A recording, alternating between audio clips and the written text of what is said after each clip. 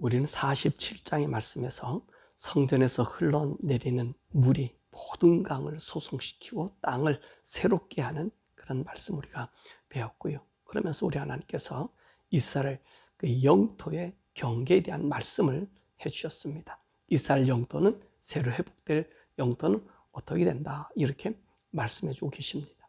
그리고 이 48장의 말씀은 이제는 성전이 완성된 성전으로 중심으로 한 그 땅에 분배된 이스라엘 백성의 땅을 어떻게 땅이 되어 있는지, 그리고 이 성전 중심으로 해서 그 땅은 어떻게 되어 있는지에 대한 이야기를 자세하게 우리들에게 말씀해주고 계십니다.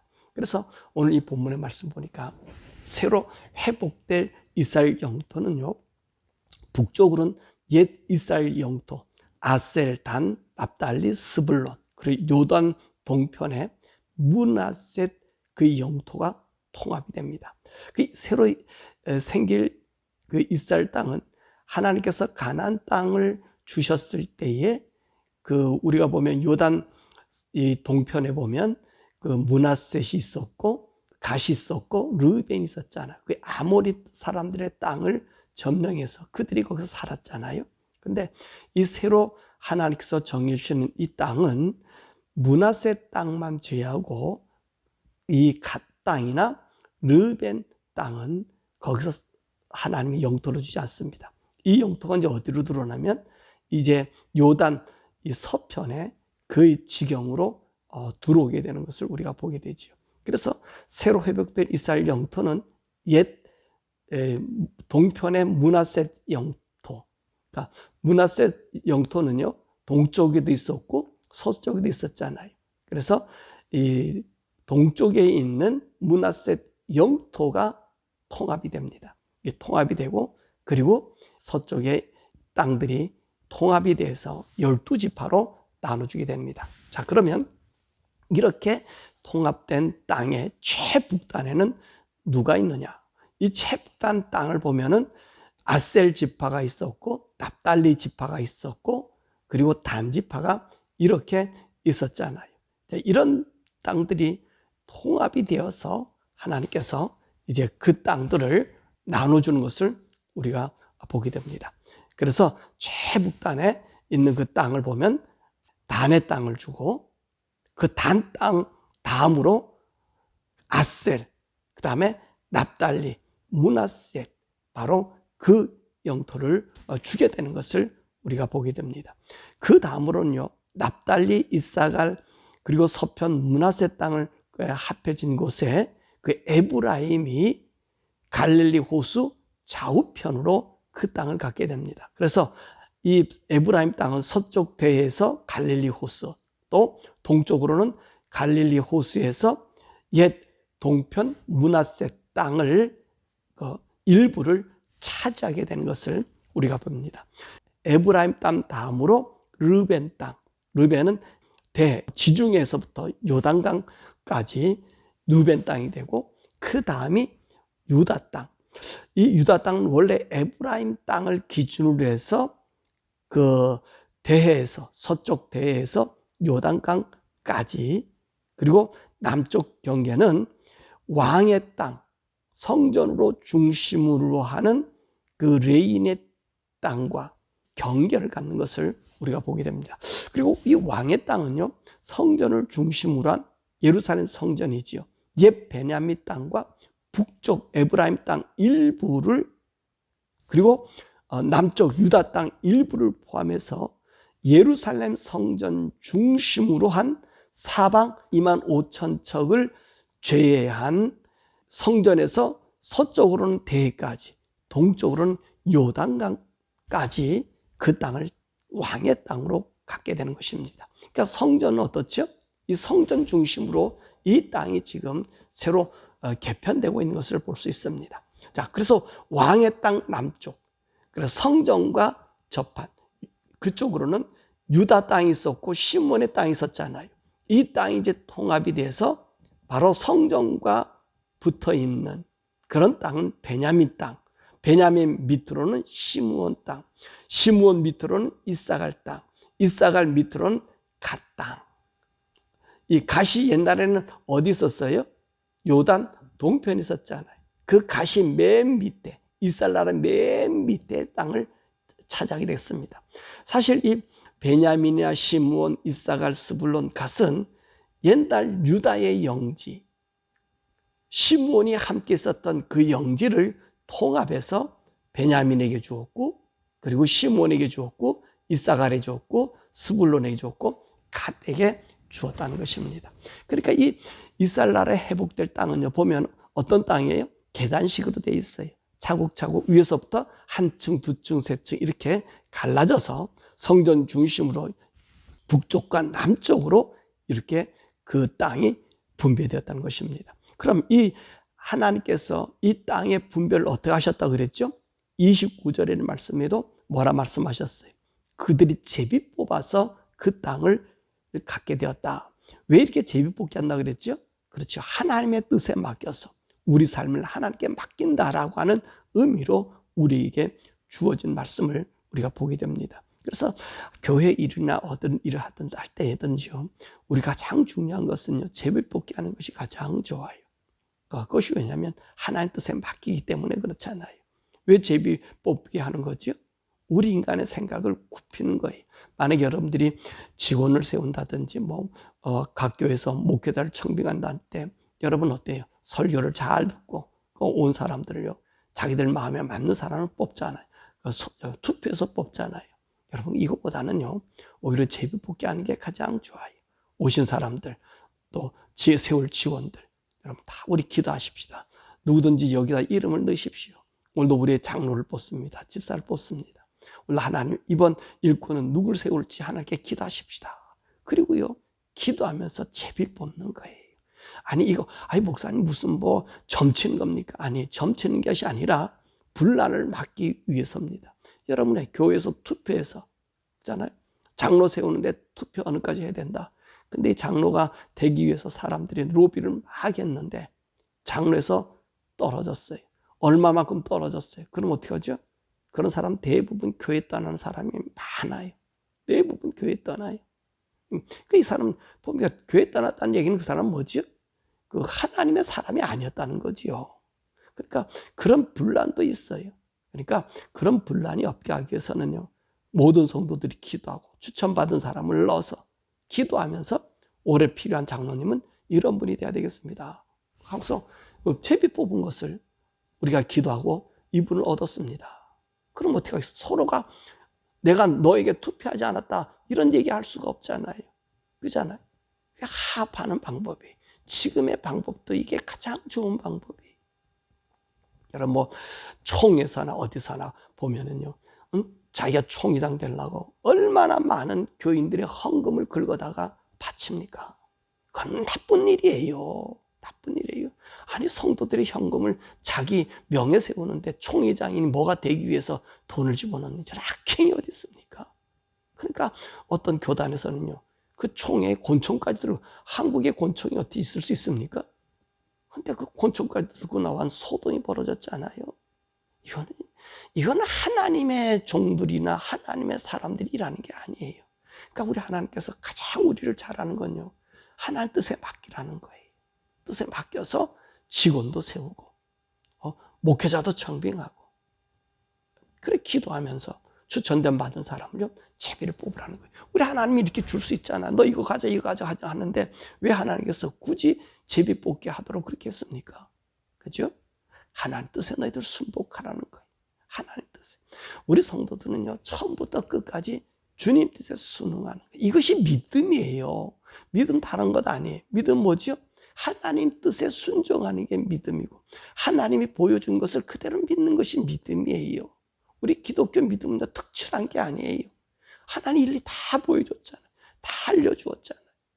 그렇죠? 우리 기독교만큼요, 모든 것이 정확하게 확실하게 보여준 그런 우리 기독교는 종교가 아니지만 종교로 구지부지하다면 그렇단 말이에요. 그렇잖아요. 우리 생명이 어디서 왔고, 인간은 어디서 났고, 인간의 본체가 무엇이고, 그죠? 왜 인간이 죽어야 하고, 죄는 어디서 왔고, 왜 죄 때문에 우리가 죽어야 되는데, 우리 죄에서 용서받는 방법이 뭐고, 여러분 이 모든 것을 가장 가장 세세하게 완전하게 알려준 것은요, 기독교밖에 없어요. 우리 예수 믿는 우리 성도들밖에 없어요. 그래서 기독교는 종교가 아니라 생명이냐 죽음이냐를 이야기하는 거거든요. 그럼 생명을 따라가는 길은 어떻죠? 그 하나님 뜻대로 사는 거예요. 하나님 말씀대로 사는 거예요. 이것이 믿음 있는 사람이에요. 믿음 있는 사람. 믿음 있는 사람 다른 게 아니에요. 하나님 말씀대로 사는 것이 믿음 있는 사람이에요. 성령님도 그러잖아요. 성령님도 어땠어요? 하나님 보내주시니까 하나님 말씀에 따라서 우리에게 온 거예요. 예수님도 그러잖아요. 그분이 본체시지만 하나님 그분 약속하신 대로 우리에게 오셨단 말이에요. 그죠? 그래서 그 말씀대로 살아가는 거잖아요. 그걸 우리에게 보여주었잖아요. 그것이 우리 성도들이 사는 삶이에요. 이 제비뽑기라는 게 바로 그거거든요. 하나님 뜻에 우리가 순복하는 것입니다. 그래서 여러분들의 이 교회에서 직원을 뽑는다 뭐 한다 그러면 그냥 제비뽑기 하세요. 다 사람들 하고 싶은 사람들 또 추천받은 사람 다 놓고 우리 기도하십시다. 오늘도 우리 일꾼들 얼마큼 필요한데 이들을 하나님 앞에 맡기고 기도하십시다. 그래서 제비뽑고요. 교회 목회자 청빙합니까? 그래요. 설교 듣고 그거 다 좋고 다 좋아요. 이 설교 듣고 저 설교 다 들을 수 있어요. 그리고 난 다음에 우리가 이 사람이 투표하십시다. 저 사람 투표하십시다. 그럼 어디 분란을 일으키는 것밖에 되질 않아요. 목회자가 또 잘못하는 있으면 봐라. 내가 그 사람 뽑자 그러지 않았느냐. 그게 분란의 소지가 있어요. 다 덮어두고 모든 성도들이 기도하고 일주일 동안 기도하고 그 다음에 그 목회자가 어느 목회자가 됐는지 뽑더라. 하나님 우리에게 주신 분이다. 우리의 뜻을 마친다. 맞출 수 있는 포커스가 될 수 있잖아요. 그래서 우리 하나님이 이스라엘 땅도요. 너 이 땅 가져, 너 이 땅 가져 이렇게 얘기할 수 있잖아요. 그러나 하나님 그렇지 않았잖아요. 12지파를 다 모아놓고 제비를 뽑아서 맨 우땅 단서부터 시작해서 맨 밑에 갓까지 모두를 하나하나 제비 뽑기로 분배해 주었다라고 말씀하십니다. 자, 이 이스라엘 땅의 특징이 또 뭐죠? 바로 성전 중심이라는 거예요. 성전 중심. 이 성전 중심은 뭐죠? 하나님 중심이라는 겁니다. 자, 오늘 저 성전 중심 그 땅을 보면 이 북쪽으로는 누구 땅이 있어요? 옛날에는 유다 땅, 베냐민 땅 속에 성전이 있었잖아요. 근데 이 유다 땅은 옛날에 에브라임 땅으로 유다 땅이 올라가게 되고요. 이 베냐민 땅은요, 어떻게 돼요? 성전 밑에 있잖아요. 그 옛날에 유다 땅 그 옆에 이 성전이 있게 되는 것입니다. 그러니까 예루살렘 중심으로 사방 몇 척이라고 그랬습니까? 25,000척. 25,000척의 땅을 하나님께서 이 성전 중심으로 땅을 만들었어요. 자, 이 성전 중심의 땅은 성전은 얼마예요? 그 넓이가 사방 500척. 250m 성전, 그 성전 주위 담들이 있고요. 그 다음에 그 성전들 250척 중심, 그러니까 250척을 나눈 성전 중심으로 하는 250척이 되잖아요. 거기서부터 꼭대기로 레인의 땅이 되는데 레인의 땅이 위로 10,000척, 넓이로는 25,000척. 그래서 레인의 땅을 하나님께서 주십니다. 레인의 땅을. 자, 그 다음에 그 밑으로는 어떻게 되죠? 다시 일반적으로 사독 제사장의 땅을 주시는 거예요. 만척. 그러니까 옆으로는 25,000척이요. 동과 서로는 25,000척이 되는 것이고 남과 북은 얼마 되냐면 만척. 얼마가 돼요? 20,000척이 되잖아요. 그러니까 남쪽으로 베냐민 쪽으로 있는 거기는 제사장 사독의 땅이 되는 거예요. 그래서 이 제사장 땅, 이 사독의 땅은요, 거룩한 땅이 돼서 오늘 본문의 말씀 보니까 이 소산 이것은요, 어떻게 하나님의 이 성전에 드려지는 제물로 쓰여지는 그것을 경작할 수 있는 땅을 사독 제사장이 준 거예요. 왜 사독 제사장이 줬다 그랬어요? 다른 사람 다 우상을 섬겨도 이 사독은 하나님만 따르더라는 거예요. 그래서 사독을 내가 제사장으로 임명한다. 하나님 말씀하시고 북쪽 레위 땅은 어떡합니까? 이 성전을 섬길 수 있는 사람. 그 레위 자손들에게 땅을 준 거예요. 그 다음에 밑으로 25,000척, 5,000척이 남아요. 이 땅은 무슨 땅이라고 그랬어요? 우리가 지난번에 배웠죠. 이스라엘의 공동구역이라고 얘기했어요. 이 공동구역은 왜 공동구역을 두었다 그랬죠? 바로 이 공동구역에서 이스라엘 사람들이요, 각 지방에서 남자들은 1년에 3차례씩 하나님 앞에 나와서 예배 드려야 되잖아요. 바로 그 땅을 하나님께서 주신 거예요. 그래서 얼마나 그랬어요? 5,000척. 5,000척과 25,000척. 그래서 어떻게 하나님이 성전 중심으로 사방 25,000척을 하나님께서 정확하게 만들라 그랬어요. 그러니까 왜 하나님의 이 성읍을 이렇게 보면요, 네모 반듯해요. 정사각형이에요. 정방향이에요. 왜 그러죠? 하나님은요, 우리 하나님 흠이 없고, 우리 하나님은 뭐라면 모관하신 분이 없고요. 하나님 앞에서 온전히 반듯해야 된다는 것을 보여주는 거예요. 반듯해. 그 반듯하다는 말에 우리가 더 깊은 으로 가면 뭐지요? 바로 거룩하라는 거예요. 의에 거하라는 거예요. 그래서 오늘 이 땅도 어떻게 해요? 하나님께서 정방향으로 만들어 주시고, 그리고 그 방향에서 그곳에서 경작해서 사람들이 와서 성읍의 기지라 그러잖아요. 이거 세속의 땅이라 그래요. 거기는 25,000쪽 중에서 5,000척과 25,000척, 이 베다미 경계에 있는 땅들은 누가 들어온 거? 이 사람들은 이스라엘 백성들이, 예배하러 온 이스라엘 백성들이 거주한 땅이잖아요. 그럴 때 그 사람들에게 있는 땅을 갖다가 이 세속의 땅, 백성의 기지, 이렇게 얘기하는 땅이에요. 그곳에서 그들이 머물면서 하나님 앞에 예배하고 성읍을 두라 그랬잖아요. 그래서 그 얘기합니다. 자, 그리고 난 다음에 이제 30절에서 34절의 말씀 보면 마지막 부분인데, 이건 15절과 연결이 돼요. 성읍 기지 중앙에 그 성을 출입하는 그 출입문을 하나님께서 만들라 그러시잖아요.